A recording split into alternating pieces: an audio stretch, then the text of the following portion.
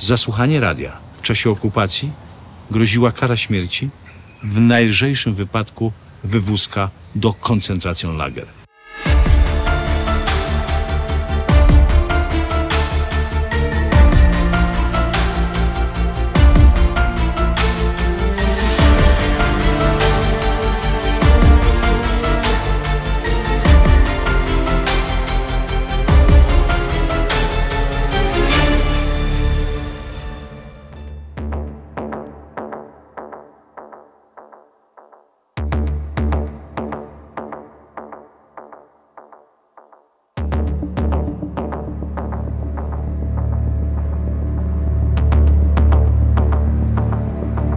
Witam serdecznie w kolejny wtorek, godzina 20.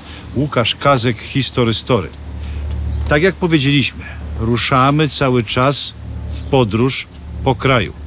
Teraz Podhale, Nowy Targ. Co mnie tutaj sprowadza? Niesamowita, pocięta i poplątana historia polskiej konspiracji przeciwko Niemcom. Dzisiejszymi bohaterami tej opowieści będzie 3 mężczyzn.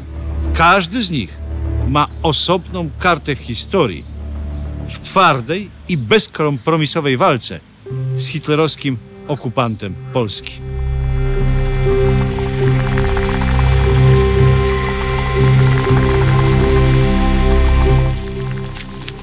1 września 1939 roku Niemcy zajmują Nowy Targ bez walki. Zaczyna się hitlerowska okupacja.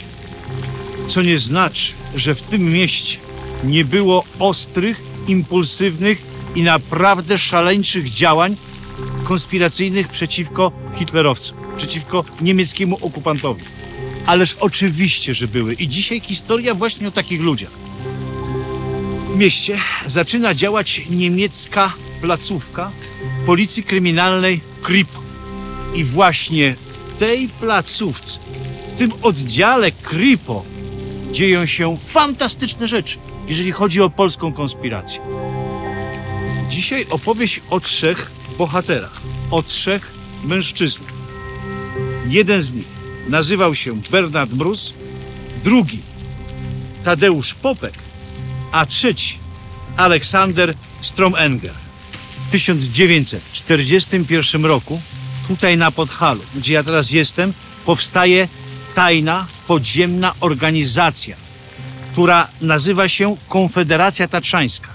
Oni oczywiście, główny cel to walka z okupantem, ale także też eliminacja kapusi, konfidentów. To także walka z germanizacją na zasadzie tego, co wiemy już z Góralen Folku. Ta organizacja zrzesza 400 członków, w tym 100 biernych działaczy, w sensie mówię żołnierzy. I właśnie w tej organizacji zasiada Mróz, Popek i Stromenger.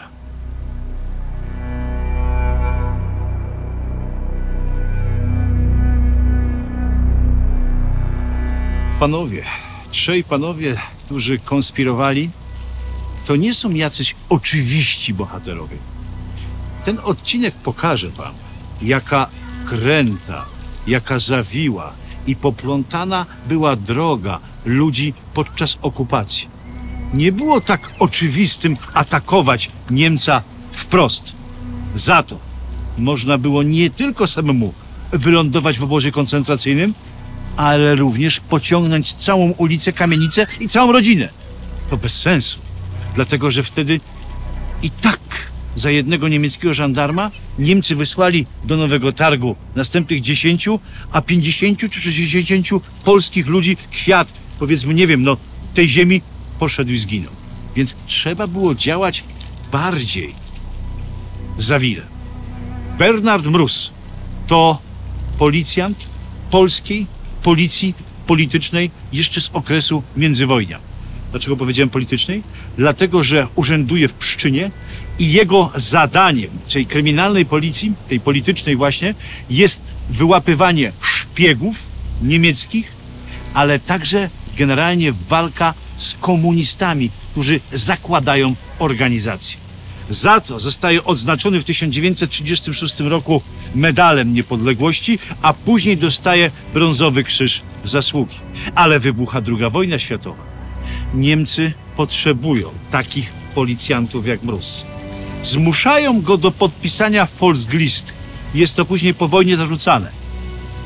Gdyby każdy człowiek, tak jak Mróz, podpisał Volkslistę i był takim patriotą i wyciągnął tyle ludzi z więzień niemieckich, z kazamatów gestapowskich, to ja bym chciał, żeby właśnie tak podpisanie tej Volkslisty wyglądało.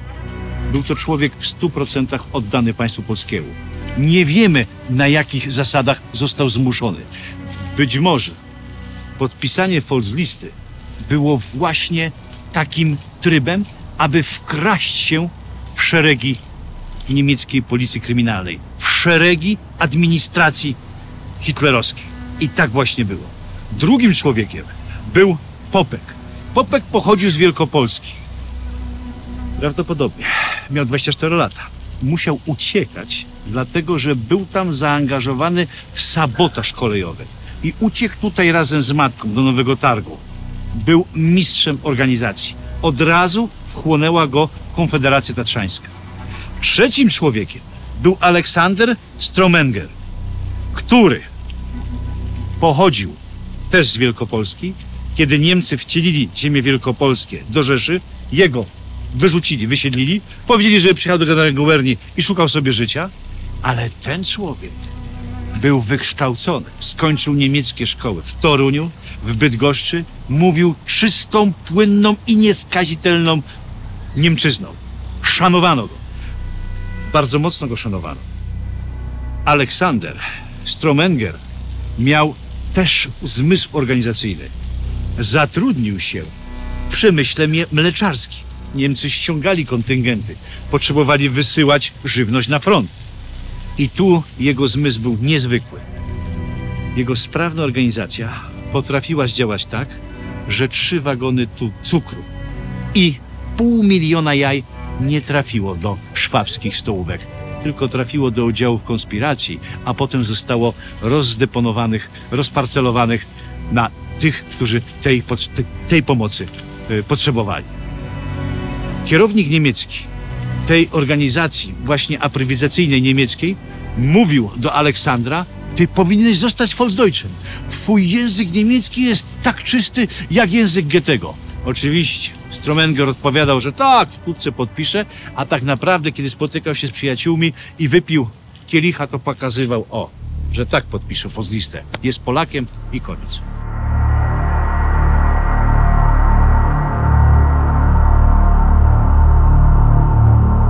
Chłopaki działają błyskotliwie. Wyobraźcie sobie remont niemieckiej placówki Policji Kryminalnej Kripo. Co robi Popek i Mróz? Popka już Mróz wciągnął do działalności.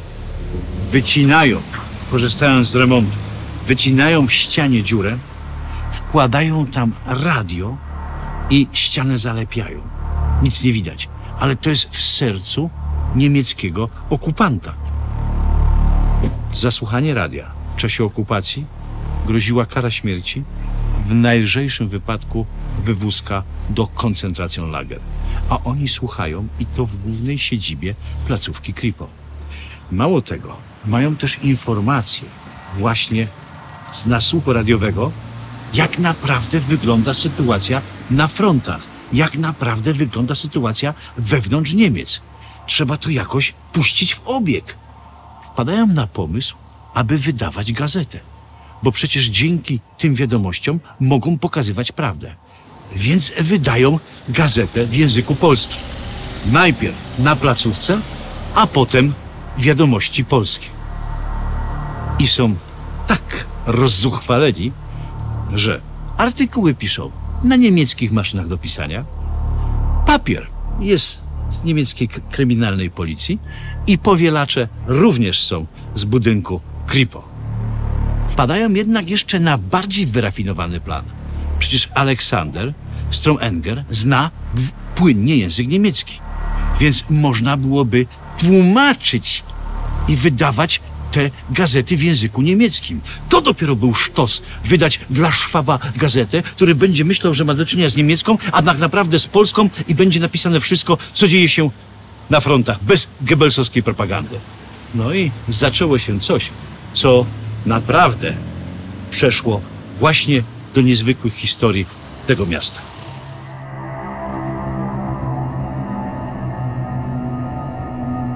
Tak jak powiedziałem, plan jest zuchwały, więc wydawane będą teraz gazety w języku niemieckim.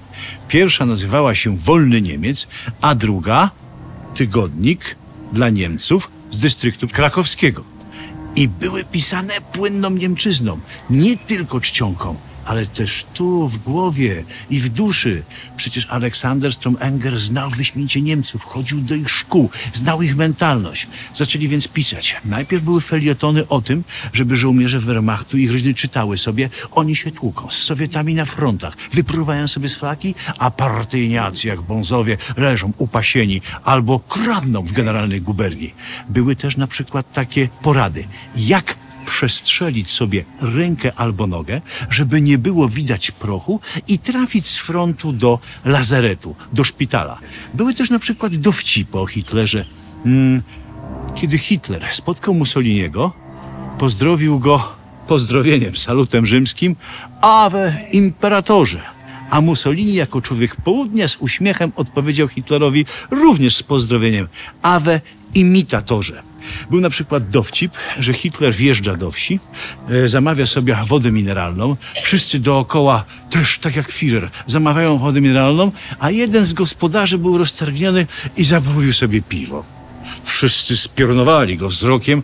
Jak to mówi piwo, Führer woda? A Hitler popatrzył na niego i powiedział, zdaje się, że w tej wsi jest tylko dwóch uczciwych narodowych socjalistów. Ja i pan. I właśnie taką gazetą pokazywano Niemcom tutaj, w całej generalnej guberni i w dystrykcie krakowskim, co tak naprawdę dzieje się na froncie i dzieje się wewnątrz Niemiec. Pisano, że Hitler już nie dba, tylko się zbroi, a nie dba o potrzeby obywateli. Najlepiej to słuchajcie, powinniśmy sami tego Führera i Gestapo obalić. Taką nutę i taki jad zaczęli władowywać właśnie Szwabom ci trzej polscy wybitni i niesamowici konspiratorzy.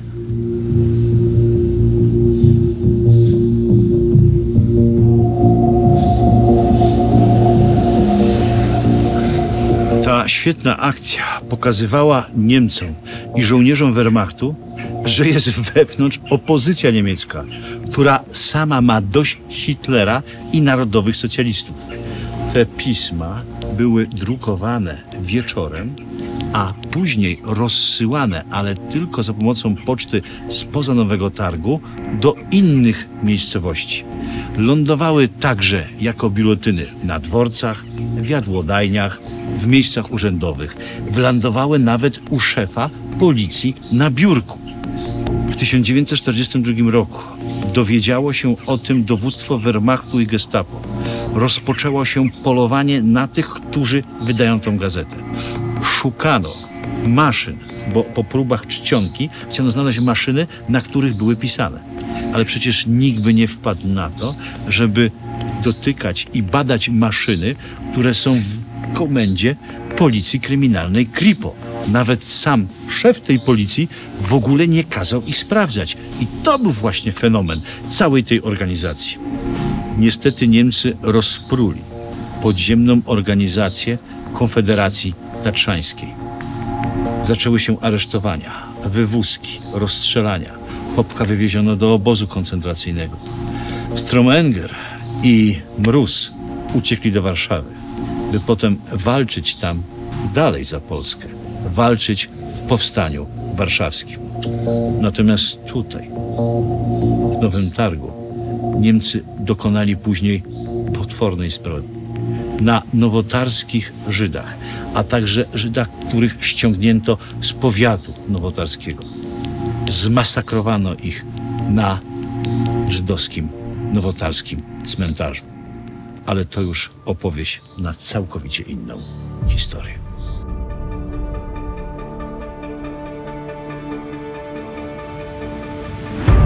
History Story w tym roku postara się odwiedzić wszystkie województwa w Polsce.